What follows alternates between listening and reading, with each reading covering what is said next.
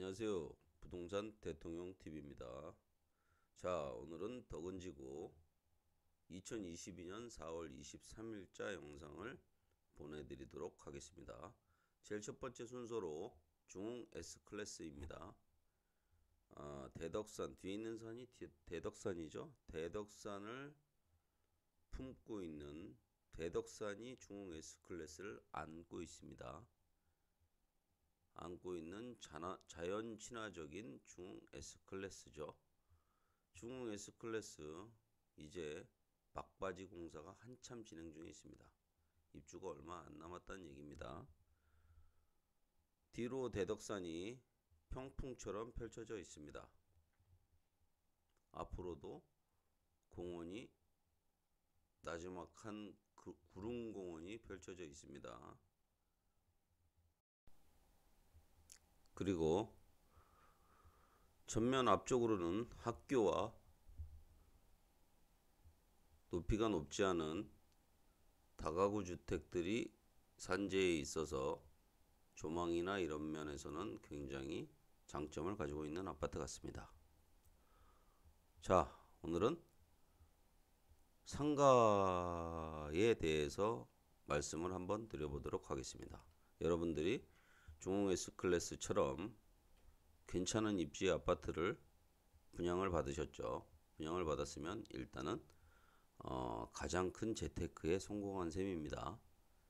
그러면 주거는 안정이 되었고 또다시 수익이 들어온다면 무엇을 투자를 할까요? 무슨 부동산을 취득을 할까요? 아마 아파트를 다시 취득하신다는 분도 계시지만 아파트 값이 워낙 많이 올라 있기 때문에 다른 부분에 부동산에 투자하려고 하시는 분들이 있을 겁니다. 그 부분은 아마 상가나 월세를 받을 수 있는 그런 부동산이 아니겠느냐. 주거가 안정이 되면 사람들이 다음 생각하는 부분은 역시 안정된 노후를 기약할 수 있는, 내가 수입이 중단되었을 때도 꾸준히 수익을 줄 수 있는 부동산 상품을 생각하게 될 것입니다. 그러면 수익이 들어올 수 있는 부동산은 뭐가 있을까요? 대표적인 게 상가죠. 그리고 요즘에 한참 분양을 많이 하고 있는, 이 동네에서 분양을 많이 하고 있는 지식산업센터. 옛날 개념으로 하면 아파트형 공장이라고 합니다. 그리고 오피스텔, 기타 등등등 수익이 발생할 수 있는, 월세가 창출될 수 있는 부동산들을 취득하시려고 할 것입니다. 그럼 수익형 부동산에서 중요한 점은 무엇일까요? 아파트는 입지와 교육, 조망, 교통 이런 등등등 이런 점을 눈여겨보시면 됩니다만, 상가나 수익형 부동산들은 수요 그것에 플러스 수요 분석이 중요한 것 같습니다. 그걸 이용할 수 있는, 월세를 지불할 수 있는 그런 대상자들이 얼마나 있는가, 그거를 꼭 유념해 두셔야 될 것 같습니다. 특히 상가 같은 경우에는 요즘에 굉장히 어렵죠. 장사 같은 경우는 굉장히 어렵습니다.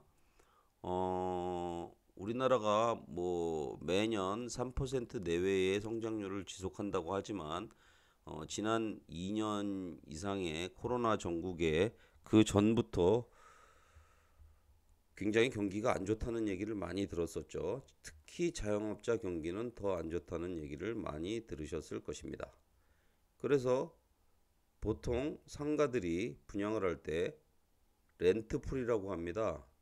그냥 사용하는 거. 임차인을 유치하기 위해서 렌트풀이를 심한 경우에는 근 1년을 주기도 합니다. 왜 그러냐면 분양가를 비싸게 분양을 받았습니다. 분양가를 비싸게 받았는데 지금 현재 적정한 임대료가 300이라고 치자고요. 분양이 예를 들어서 한 6억, 7억 정도의 7억, 8억 이렇게 분양을 받았으면 300은 받아야 되겠죠? 그런데 아니죠. 적정한 수익이라면 350도 받아야 됩니다. 그런데 350을 받을 수가 없는 겁니다. 임차인이 없는 거죠. 그럴 경우에 사용하는 방법이 렌트풀이입니다. 렌트풀이는 결국 뭐냐면 거저 써라. 6개월 동안 거저 써라. 1년 동안 거저 써라. 이런 게 있다는 걸 보통 일반인들은 잘 모르겠죠. 하지만 이렇게 해서 임차인에게는 당근을 주는 것이고, 그리고 임대인은 자기 원가를 보존하는 셈이 되는 것입니다. 앞으로 이런 류의 부동산 상식에 대해서 짤막짤막하게나마 말씀을 드리도록 하겠습니다. 지금은 영상이 끝나갑니다. 그래서 오늘 얘기는 여기까지 드리겠습니다. 감사합니다.